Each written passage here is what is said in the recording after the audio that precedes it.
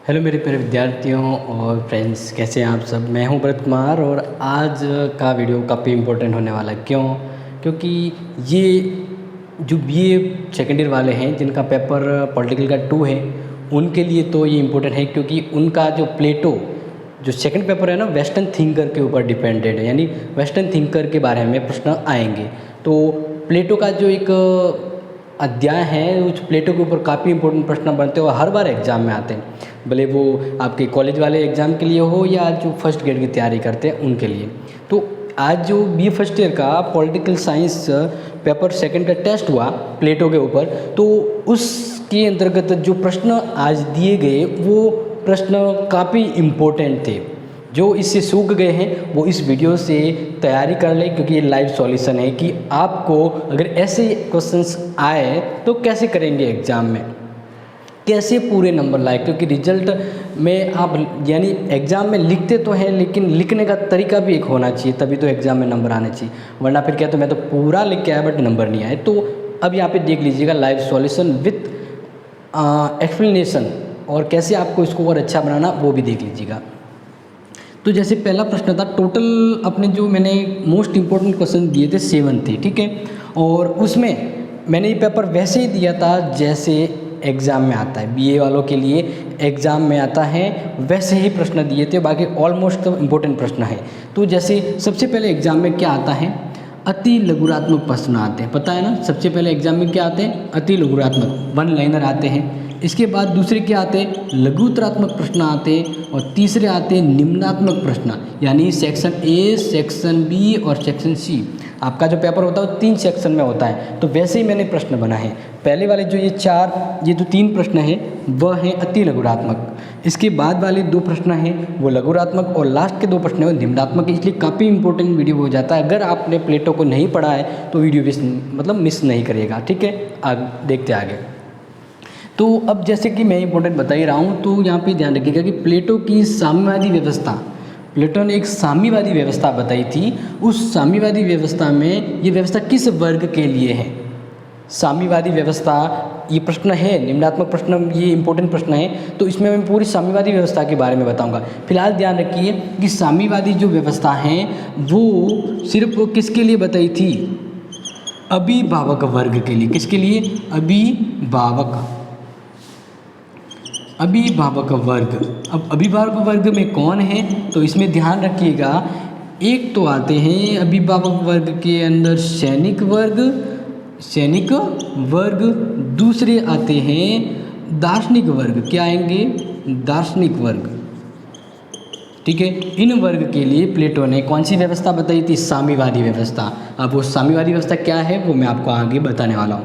फिर प्लेटो ने अपनी किस पुस्तक के अंतर्गत उप आदर्श राज्य की विवेचना की है, उस पुस्तक का नाम बताना है। तो इसको समझिए। पहले प्लेटो ने सबसे पहले आदर्श राज्य के बारे में बताया था। तो उस आदर्श राज्य के बारे में बताया वो पुस्तक तो थी रिपब्लिक। क्या थी, रिपब्लिक, ठीक है। इसके अंतर्गत बताया था कि एक आदर्श राज्य कैसा होना चाहिए, आदर्श राज्य। लेकिन हमारा प्रश्न ये नहीं है, हमारा प्रश्न है कि प्लेटो के अकॉर्डिंग उप आदर्श राज्य, उप आदर्श, ठीक है ना, उप आदर्श राज्य कैसा होना चाहिए, ये चीज़ जो समझाई थी वो समझाई थी इनकी पुस्तक द लॉज। किसमें समझाई थी, लॉज के अंदर। ये इनकी एक पुस्तक का नाम है, इसके अंदर समझाई थी। तो यहाँ पे आपका आंसर हो जाएगा द लॉज, ठीक है ना, ये ध्यान रखिएगा। यानी ये आप इम्पोर्टेंट क्वेश्चंस की तरह इसको प्रिपेयर करें। फिर बारी आती है तीसरा अति लघुरात्मक। प्लेटो ने समाज में कौन कौन सी 3 वर्गों के बारे में बताया, यानी प्लेटो ने समाज को 3 वर्ग के अंदर कैटेगराइज किया है। तो 3 वर्ग कौन कौन से थे, तो प्लेटो ने बताया, इस क्वेश्चन को मैं यहाँ पे लिख रहा हूँ। तो प्लेटो ने 3 वर्ग बताए। पहला वर्ग बताया उत्पादक वर्ग, तो समाज में उत्पादक वर्ग से उत्पादन से संबंधित होगा। दूसरा वर्ग बताया सैनिक वर्ग, यानी समाज में 3 वर्ग ही होंगे और इनके द्वारा ही राज्य चलेगा, इस तरह से। दूसरा वर्ग बताया सैनिक वर्ग। और तीसरा वर्ग बताया दार्शनिक वर्ग। कौन सा बताया, दार्शनिक वर्ग। अब दार्शनिक वर्ग में कौन कौन होता है, तो इम्पोर्टेंट दार्शनिक वर्ग के अंदर दार्शनिक ही आते हैं। कौन से आते हैं? दार्शनिक ही आते हैं। तो इस तरह समाज के अंदर 3 वर्ग के बारे में बताया गया। साम्यवादी व्यवस्था दो वर्ग के ऊपर लागू होती है, सैनिक वर्ग और दार्शनिक वर्ग के ऊपर, ठीक है। लेकिन अब यहाँ पे ध्यान रखना, टोटल वर्ग कितने हैं जो प्लेटो ने अपने समाज में बताए, वो 3 वर्ग हैं। ये इस प्रश्न का उत्तर है। इस तरह से प्लेटो का इनमें से डेफिनेटली एक प्रश्न हर बार आता है और इस बार भी आएगा। अब बारी आती है क्वेश्चन नंबर 4। ये आता है अपने सेकंड यानी बी सेक्शन वाला, जिसको कहते हैं अति लघुरात्मक। इस देखो अति लघुरात्मक जो प्रश्न होता है वो तो आप 2 से 3 लाइन में लिख दीजिए, खूब है, पर्याप्त है। लेकिन जो लघुरात्मक टाइप का प्रश्न आता है उसको आपसे 7-8 लाइन में लिखना होता है। कितने? 7 और 8 लाइन में। अब वो कैसे लिखना है मैं पूरा लाइन यहाँ पे नहीं बताऊंगा, मैं सिर्फ वो पॉइंट बताऊंगा जो पॉइंट के द्वारा आप लघुरात्मक प्रश्न को 7 से 8 लाइन में कर सकते हैं। 4 पॉइंट और हर पॉइंट में 2-2 लाइन, तो वो ऑटोमेटिकली 7 से 8 लाइन में खो जाता है प्रश्न, ठीक है। अब देखिए प्लेटो ने जो आदर्श राज्य के बारे में बताया, उस आदर्श राज्य की हमें क्या बतानी है? विशेषता। तो पहले तो आपको लिखना है कि प्लेटो ने आदर्श राज्य के बारे में जो बताया है उस वो बताया कौन सी पुस्तक में बताया है? द रिपब्लिक में। कौन से बताए हैं? The Republic. द रिपब्लिक में बताया, ये आप लिखेंगे। इसके बाद उसकी 4 विशेषताएं, तो पहली विशेषता काउंट करेंगे क्योंकि इसकी और भी विशेषता, लेकिन महत्वपूर्ण जो विशेषता वो 4 विशेषताएं ध्यान रखिएगा। पहला विशेषता ध्यान रखनी है दार्शनिक शासन, या हम उसको ये भी कह सकते हैं कि दार्शनिकों का शासन। क्या कह सकते हैं इसको? ये बढ़िया रहेगा, दार्शनिकों का शासन। ये पहला पॉइंट। अब इस पॉइंट में आपको 1 से 2 लाइन कैसे लिखनी है मैं बता देता हूँ, क्योंकि पूरी लाइन में नहीं लिखूंगा, बस समझाऊंगा जो थ्योरी आपको शायद नोट करना है, और ये पेपर काफ़ी इंपॉर्टेंट हो जाता है।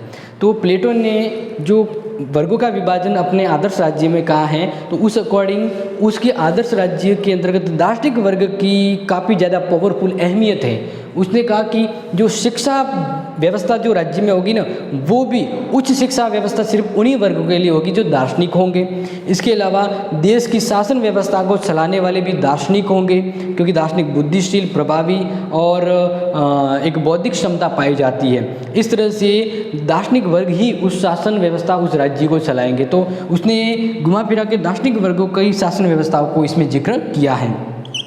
ये 2 लाइन हो गई आपकी। अब इसी तरह से दूसरी विशेषता जो इम्पोर्टेंट होती है वो आप लिखेंगे कि इसके अंतर्गत आदर्श राज्य में न्याय भी बताए हैं। आदर्श राज्य में न्याय, उसने कहा कि प्लेटो ने कहा कि एक आदर्श राज्य वो होगा जिसमें न्याय व्यवस्था होगी। क्या होगी? न्याय व्यवस्था। अब न्याय के बारे में उसने कहा कि हर व्यक्ति अपना कार्य करेगा, दूसरों के कार्यों में हस्तक्षेप नहीं करेगा, यानी टांग नहीं अड़ाएगा। इस तरह से जो व्यवस्था बनेगी वो एक न्याय व्यवस्था होगी कि सभी व्यक्ति अपना अपना काम करें, दूसरों के काम में टांग न अड़ाए। इस तरह से प्लेटो ने कहा आदर्श राज्य में न्याय है वो बनेगा। तो ये हो गई 2 लाइन, इसके अंदर आप लिख सकते हैं। फिर तीसरी विशेषता मैं आपको यहीं पे लिखवा देता हूँ ताकि ऊपर रहेगा, इजी रहेगा। तीसरी इस प्लेटो के आदर्श राज्य की विशेषता लिखेंगे तो उसमें लिखना है नागरिकों के 3 वर्ग।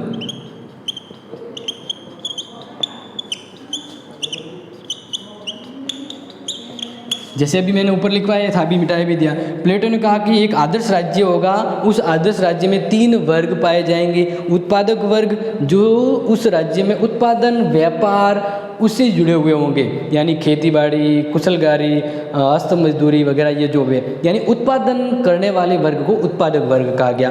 दूसरा वर्ग होगा जो समाज के अंतर्गत सैनिक वर्ग बनेगा, यानी उस समाज से एक सैनिक वर्ग होगा जो देश की सुरक्षा बनाए रखेगा, देश की सीमा रक्षा बनाए रखेगा, सैनिक के रूप में कार्य करेगा। तो और तीसरा वर्ग उसने बताया दार्शनिक वर्ग, जो देश के लिए शासन करेगा और राज्य की तरह एक भूमिका निभाएगा, एक शासक की तरह भूमिका निभाएगा। इस तरह से प्लेटो का आदर्श राज्य 3 वर्गों पे डिपेंड है। अब 3 वर्ग कौन से? जैसे जस्ट अभी मैंने यहाँ पे लिखा, मिटाया, वही 3 वर्ग है। तो ये हो गई। फिर चौथी विशेषता ध्यान रखिएगा। चौथी विशेषता में आप विशेषताएं काफ़ी है, लेकिन इसमें आप ध्यान रखिएगा कि बहुत ही इंपॉर्टेंट विशेषता ये दी गई है कि कार्यात्मक विशेषीकरण का सिद्धांत।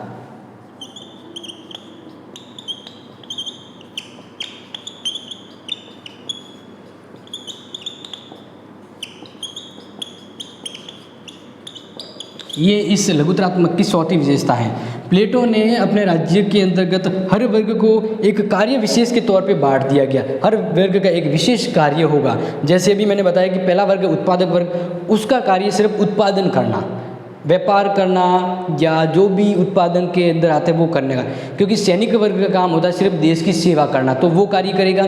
तो उत्पादक वर्ग है वो देश की सेवा का नहीं कर सकता, वो देश के लिए उत्पादन का कार्य करेगा, ठीक है ना, उत्पादक वर्ग होगा। लेकिन सैनिक वर्ग है वो देश की सेवा करेगा, सुरक्षा करेगा और युद्ध लड़ेगा। फिर तीसरा जो वर्ग है वो दार्शनिक वर्ग, वो होगा आधिकारिक वर्ग, जो राज्य में अधिकारियों का एक वर्ग होगा और इन अधिकारियों के ऊपर राज्य व्यवस्था यानी राज्य को चलाने के लिए एक राजा होता है। और राजा ही क्या होगा, दार्शनिक, जो उन राज्य में लोगों के लिए भलाई, उनके हित, उनके कल्याण के लिए समय समय पर नियम बनाएगा, व्यवस्था करेगा।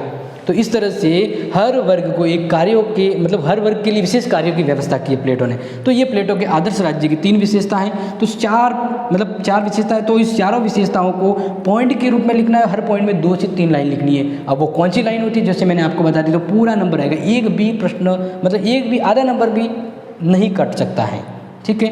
अब ये 4 प्रश्न तो आपको समझ में आ गए, क्योंकि टोटल 7 प्रश्न मैं यहाँ पे बता रहा हूँ। तो आगे वाला प्रश्न भी जान लीजिए कि और कौन सा प्रश्न है जो प्लेटो के इंपॉर्टेंट क्वेश्चंस में से आता है।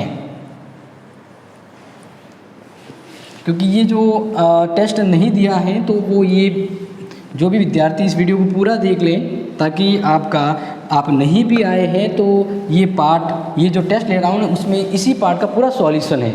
वरना अगर प्लेटो को समझना है तो इस कॉलेज की प्लेलिस्ट या अपने इस मेरी वाली प्लेलिस्ट में वीडियो बने हुए, लेकिन वो फिर की 6 से 7 वीडियो जिसमें आपको समझने में टाइम लगेगा। तो इसी एक ही वीडियो में प्लेटो को लगभग हम पूरा समझने का प्रयास करते हैं इस प्रश्न के द्वारा। फिर अपना जो नेक्स्ट प्रश्न था जो मैं आपको बता रहा हूँ, वो क्वेश्चन आप ध्यान रखिए। प्लेटो के न्याय सिद्धांत की 3 बातें बतानी है। 5वां प्रश्न, प्लेटो के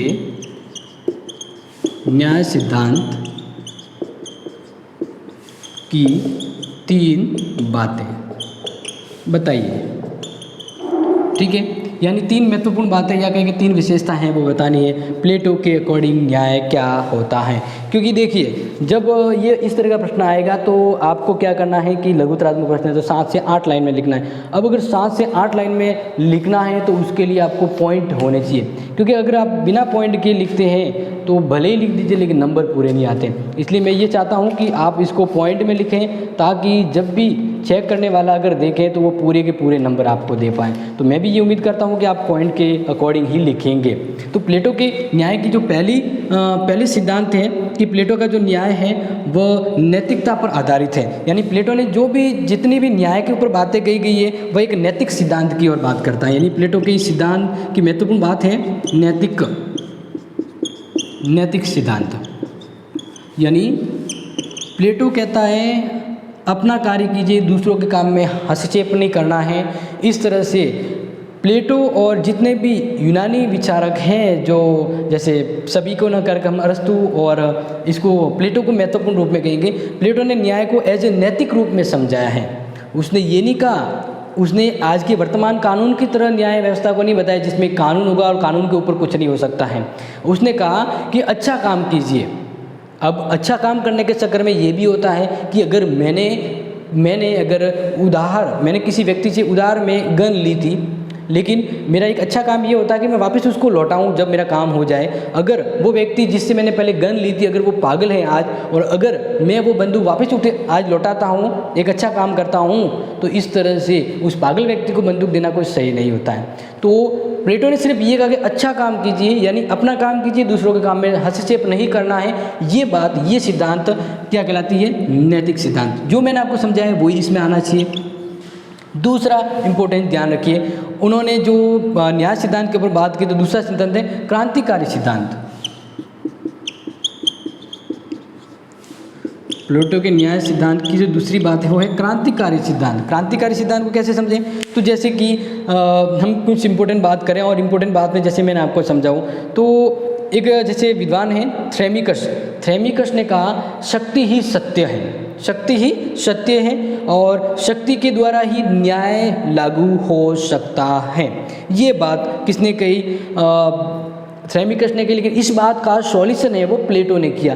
प्लेटो ने कहा कि शक्तिशाली होना ही न्याय नहीं होता है, क्योंकि शक्ति के वशीभूत में व्यक्ति है वो लापरवाह हो सकता है, तानाशाह हो सकता है। इसलिए प्लेटो ने कहा कि जब भी ऐसी कोई चीज़ या ऐसी बात आती है, जब हम कहते हैं प्लेटो का जो न्याय है, तब ध्यान रखिएगा कि शक्ति ही अंतिम सत्य नहीं होता। क्यों?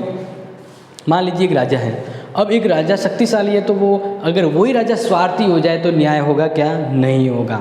अगर एक व्यक्ति शक्तिशाली है और वही जो करे वो न्याय कहलाएगा, तो व्यक्ति अहंकारी हो जाता है, क्योंकि शक्ति एक नशा है और नशे के चक्कर में व्यक्ति गलत भी करेगा तो ये न्याय नहीं होता है।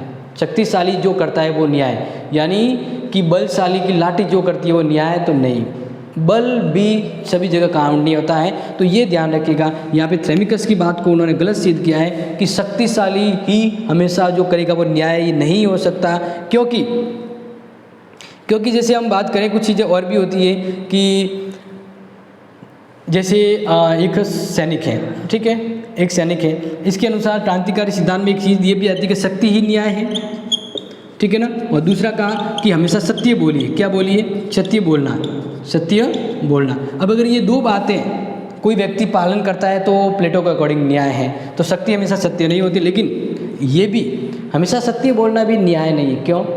जैसे मान लीजिए कि आपको अगर किसी दुश्मन देश ने, आप एक सैनिक है और आपको एक दुश्मन देश ने कर लिया किडनैप और कहा कि तू अपने गुप्त राज बता, अपने सेना का गुप्त राज बता, ठीक है। तो इस तरह से वो झूठ न बोल के सीधा सत्य बोल दे, तो क्या ये न्याय है? देश का गुप्त राज बताना, यानी आप किसी ने पूछा और आप सत्य बोल दिया, ये न्याय नहीं होता है। आप एक इस करने के चक्कर में लाखों लोगों का नुकसान कर रहे हैं, तो सत्य हमेशा बोलना भी न्याय नहीं होता है।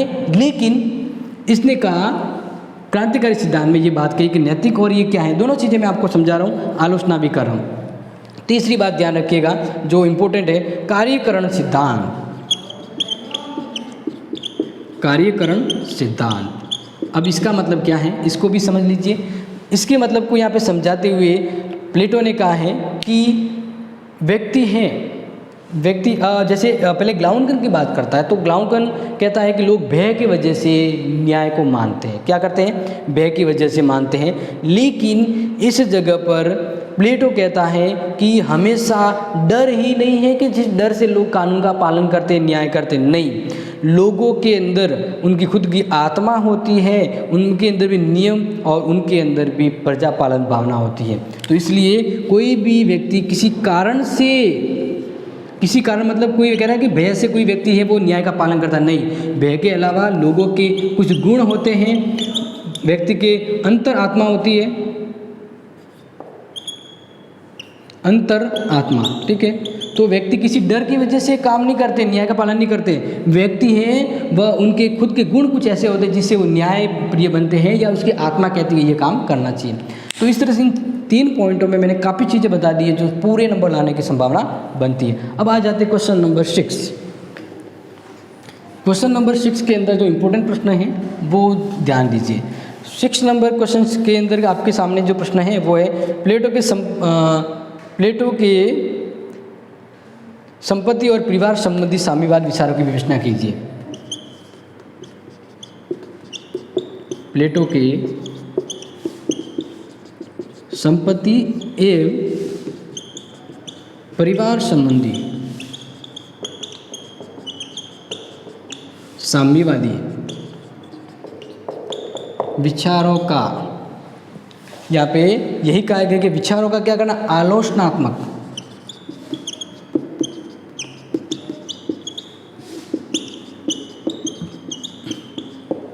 देखिए प्लेटो के जो प्रमुख जो फेमस विचार है उसमें है संपत्ति और परिवार। प्लेटो ने कहा कि संपत्ति संबंधी साम्यवाद का मतलब ये होता है कि प्लेटो ने कुछ व्यवस्था बताई है।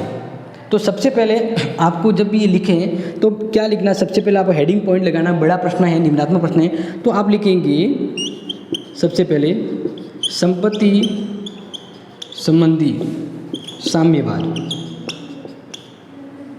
साम्यवादी विचार, ठीक है।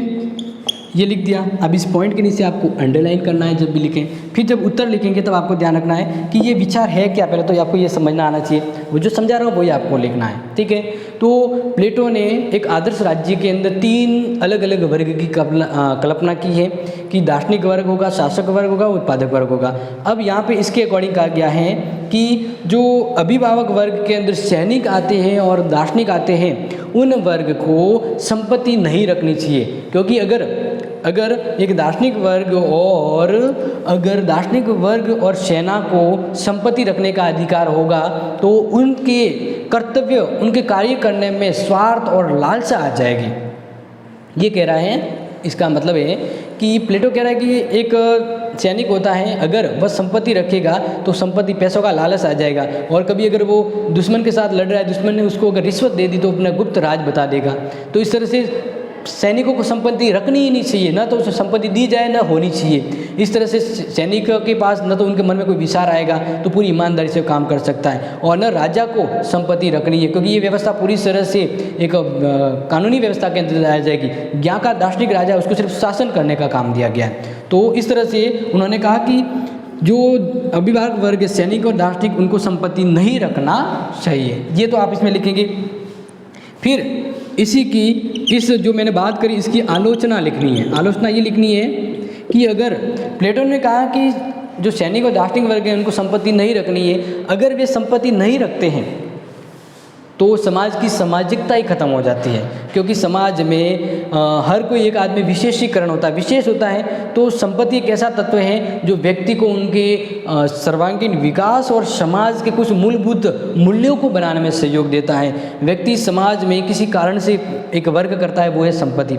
अगर व्यक्ति को संपत्ति संबंधी अधिकार दिए नहीं जाएंगे तो समाज का होना ही क्या औचित्य, समाज की वैल्यू खत्म हो जाती है। तो इसलिए ये आलोचना में आपको लिखना है कि वर्तमान परिप्रेक्ष्य में, वर्तमान दृष्टिकोण में ये जो प्लेटो के आदर्श राज्य है वो नहीं चल सकता, क्योंकि हर व्यक्ति संपत्ति की वजह से ही संचालित होता है। फिर इतना बड़ा यहाँ पे लिखने के बाद फिर दूसरा लिखना है परिवार। परिवार विषयक साम्यवादी विचार। इसके अकॉर्डिंग वही बात आती है कि प्लेटो ने कहा कि जो अभिभावक वर्ग है, अभिभावक आपको बता देता हूँ, जैसे यहाँ पे सैनिक वर्ग और दार्शनिक वर्ग है, ठीक है। तो सैनिक वर्ग और दार्शनिक वर्ग को परिवार नहीं रखना चाहिए, न पत्नी, न बीबी, न बच्चे रखना है। क्यों? क्योंकि अगर वह मान लीजिए सैनिक है जो लड़ाई में जा रहा है, अगर उसका परिवार होगा तो उस लड़ते लड़ते भी या लड़ाई में जाते समय उसको याद आएगा मेरी पत्नी, मेरे बच्चे क्या करेंगे।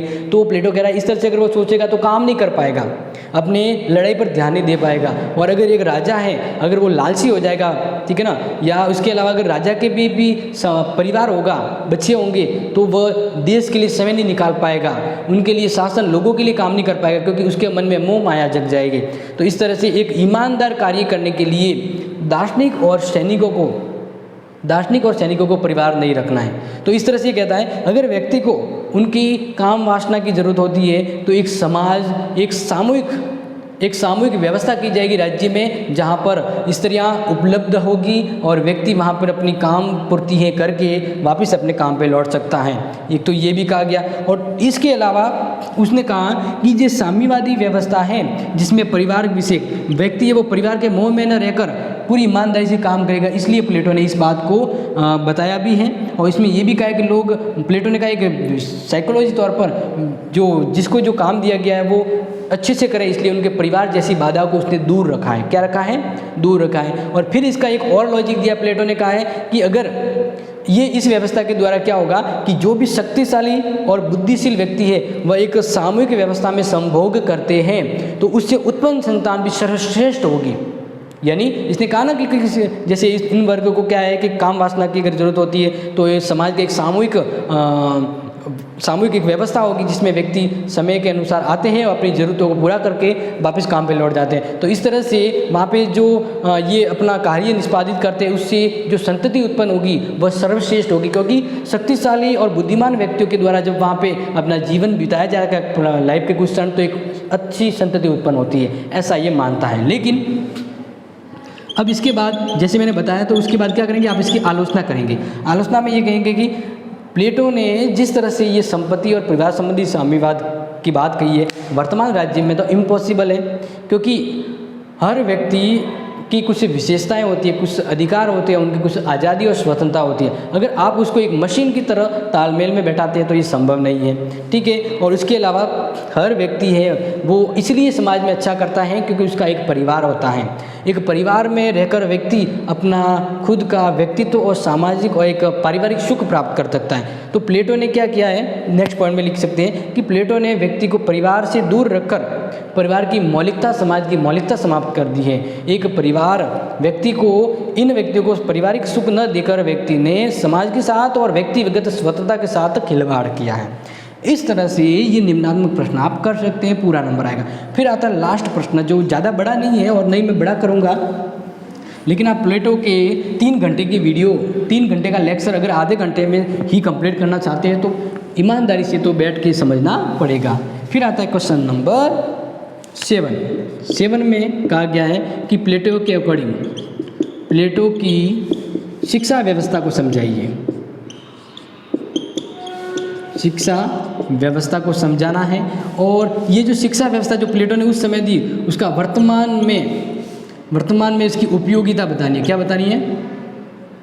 वर्तमान में उपयोगिता, ठीक है। इस प्रश्न को इतना ही हम यहाँ पे लिखेंगे। प्लेटो के अकॉर्डिंग शिक्षा व्यवस्था क्या है, वर्तमान में क्या उपयोगिता है। नहीं, प्लेटो ने अपने आदर्श राज्य में जो शिक्षा व्यवस्था बताई है उसको समझाना है। तो सबसे पहले प्लेटो की जो शिक्षा व्यवस्था है उसको आप समझाएंगे कि कैसे ये है। तो प्लेटो ने अपने समाज में शिक्षा व्यवस्था है वो सभी के लिए कहा। पहले तो क्या कहा, सभी के लिए यह शिक्षा व्यवस्था उपलब्ध होगी। फिर दूसरी बात कही कि ये लिखना है इसमें आपको इम्पोर्टेंट। दूसरा ये कहा कि जो शिक्षा व्यवस्था है राज्य के द्वारा ही लोगों के लिए शिक्षा की व्यवस्था की जाएगी। शिक्षा की व्यवस्था की जाएगी, ठीक है। ये क्लियर हो गया यहाँ पे। इस तरह से 2 बातें आपको बतानी है कि ये जो शिक्षा व्यवस्था एक राज्य के द्वारा की जाएगी और सभी वर्ग के लिए। इसके बाद आपको यहाँ पे इम्पोर्टेंट जो आता है वो लिखना है, ठीक है ना, एक पॉइंट के रूप में हाईलाइट करके लिखना है कि प्लेटो की शिक्षा व्यवस्था 2 प्रकार की है। प्लेटो की शिक्षा व्यवस्था, प्लेटो इन्हें भी लिख सकते हैं कि प्लेटो ने शिक्षा व्यवस्था को 2 भागों में बांटा है, ठीक है। अब 2 भागों में, जैसे एक तो उसने कहा प्राथमिक शिक्षा, क्या कहा, प्राथमिक शिक्षा। दूसरी उसने बताई 2 प्रकार, यानी दूसरी शिक्षा का बताया उच्च शिक्षा, ठीक है। इसमें कहा कि आपको ध्यान रखना है कि 6 से लेकर 18 और 20 वर्ष तक प्राथमिक शिक्षा, कोई भी व्यक्ति 6 से लेकर 18 वर्ष तक का होगा उसे प्राथमिक शिक्षा लेना, यानी प्राथमिक शिक्षा है वो सभी के लिए होगी। प्राथमिक शिक्षा राज्य में हर उस व्यक्ति के लिए होगी जो निवास कर रहा है, और वो 6 से 18 और 2 साल सैनिक शिक्षा दी जाती है। तो 6 से 20 वर्ष तक है वह शिक्षा राज्य में सभी नागरिकों के लिए होगी, और ये शिक्षा कहलाती प्राथमिक शिक्षा, जिसके अंतर्गत व्यक्ति को व्यायाम और संगीत की भी शिक्षा दी जाएगी। व्यायाम और संगीत की शिक्षा भी दी जाएगी, और साथ साथ में इसके अलावा उन्हें सैनिक और गणितज्ञ जानकारी भी सामान्य में दी जाएगी। क्योंकि प्लेटो ने कहा है कि बिना ज्यामिति के कोई शिक्षा नहीं होती है, तो उसे गणित का भी सामान्य ज्ञान, नॉलेज दिया जाएगा। इसके अंदर इसमें ये भी ध्यान रखना कि किसके कौन कौन सी होती है। तो ज्यामिति पढ़ाई जाएगी, ठीक है ना। ज्यामिति के अलावा अंक शास्त्र पढ़ाया जाएगा। इस तरह की जो किताबें हैं वो उसमें पढ़ाई जाएगी, और ये होती है प्राथमिक शिक्षा। फिर कहा कि प्राथमिक शिक्षा पूरी होने के बाद ही एक टेस्ट लिया जाएगा समाज के अंतर्गत, और इस टेस्ट के द्वारा एक विभाजन किया जाएगा कि जो इस टेस्ट को पास कर रहे हैं वो उच्च शिक्षा प्राप्त करते हैं, और जो फेल होंगे वो उत्पादक वर्ग और सैनिक वर्ग में कैटेगरी में बन जाएंगे और अपना समाज में काम करेंगे, और जो पास हो जाते हैं उन्हें उच्च शिक्षा दी जाएगी। उच्च शिक्षा है वह 20 30 वर्ष तक होगी। 20 से लेकर 30 वर्ष तक की शिक्षा किन के लिए होगी? जो प्राथमिक शिक्षा पास कर जाते हैं उन्हें ज़्यादातर उसमें ज्यामितीय शिक्षा को ज़्यादा मोस्ट किया जाएगा। यानी कौन सी विषय की शिक्षा दी जाएगी? ध्यान रखिएगा, वर्ड थोड़ा ऊपर नीचे हो रहा है। ज्यामितीय, अंक, हम कहें अंकशास्त्र यानी अंक गणित, ठीक है। इसके अलावा इसने कहा कि ज्यामितीय, अंकशास्त्र हो गया, जो 2 और हैं जिसको शायद मुझे याद नहीं आ रहा है, अगर मैं देखूँ तो एक मेरे याद भी आ जाएगा, ठीक है ना, क्योंकि इसने जो सब्जेक्ट के रूप में कहा। हाँ, इसके अलावा उसने कहा ज्योतिष, दर्शन शास्त्र। क्या क्या? ज्योतिष और दर्शन शास्त्र की शिक्षा दी जाएगी। तो ये 10 वर्ष तक की शिक्षा दी जाएगी। वो उसमें इसके अंतर्गत ध्यान रखिएगा, जो पास होने वाले अधिकारी हैं या इतने वर्ष तक की शिक्षा प्राप्त करने वाले अधिकारी को राज्य में अधिकारी का काम दिया जाएगा। जो इस वर्ष तक की शिक्षा प्राप्त कर लेते हैं उन्हें राज्य में अधिकारियों का काम दिया जाएगा। यानी जैसे सरकार में कुछ नौकरशाह होता है ना, कर्मचारी जॉब वाले, गवर्नमेंट जॉब, वो शिक्षा यानी वो काम पे उनको लगाया जाएगा। इसके बाद और अध्ययन के लिए आगे 30 वर्ष के बाद उसे 5 वर्ष की और शिक्षा दी जाएगी, मतलब 35 वर्ष का। और उस 5 वर्ष में उसे बौद्धिक और व्यवहारिक शिक्षा दी जाएगी ताकि वह संसार में किसी समस्या का सामना न कर पाए। और इस तरह से वह 35 वर्ष का हो जाता है तब एक दार्शनिक बन जाएगा। क्या बन जाएगा? दार्शनिक, ठीक है। और अगर दार्शनिक 35 वर्ष के पूरा होने के बाद ही वो कोई राजा बनने के लायक होता है। लेकिन अगर उसको एक अच्छा राजा बनना है तो उसे आगे 35 से 15 वर्ष तक और अध्ययन करना होगा। यानी टोटल मिलाकर प्लेटो ने कहा कि उसकी 50 वर्ष तक की शिक्षा प्रणाली है और वो पास करने के बाद एक व्यक्ति है वह दार्शनिक, परिपूर्ण रूप में परिपक्व दार्शनिक बनेगा, एक दार्शनिक व्यक्ति बनेगा जो आगे राज्य को चलाने का अधिकारी होगा। इस तरह की शिक्षा व्यवस्था है। अब नेक्स्ट आता है कि वर्तमान में इसकी क्या उपयोगिता है। तो वर्तमान में देखें तो वैसे तो ये व्यवहारिक नहीं है, क्योंकि इतनी बड़ी शिक्षा तो आधा जीवन तो उसमें ही लग जाता है। और कमाएगा कब, परिवार शादी वगैरह कब करेगा, कोई ज़िंदगी है कि नहीं उसकी। तो इस तरह से इतनी बड़ी शिक्षा नहीं होती है। लेकिन वर्तमान में ये चीज़ जरूर अच्छी बताइए कि शिक्षा को 2 वर्ग में बांटा गया है, ठीक है। और इसके अलावा उसने ये भी अच्छा बताया कि एक व्यवस्थित और ज्ञानशील राज्य को चलाने के लिए उच्च वर्ग का अध्ययन करना सही है। और इसके अकॉर्डिंग उसने कहा कि परीक्षा पास करने के बाद ही अधिकारियों की भर्ती की जाएगी। तो कहीं ना कहीं वर्तमान में जो अभी चीज़ हो रही है, कुछ बातें हैं वो उस प्लेटो के यूज से ली जाती हैं। तो इस तरह से ये जब आप लिखेंगे जो समझाए वो बहुत बड़ा प्रश्न हो जाता है। और जब निर्मात्मक प्रश्न करेंगे तो 250 वर्ड यानी आपको कम से कम 2 पेज में लिखना है, तभी नंबर पूरे आते हैं। और इस अकॉर्डिंग लिखेंगे। तो कैसा लगा आज का ये सॉल्यूशन, मुझे ज़रूर कमेंट करके बताइएगा। और कॉलेज के सभी अपडेट के लिए जुड़े रहिए इस चैनल से। मिलेंगे नए वीडियो में, तब तक के लिए आप सभी का तहे दिल से धन्यवाद।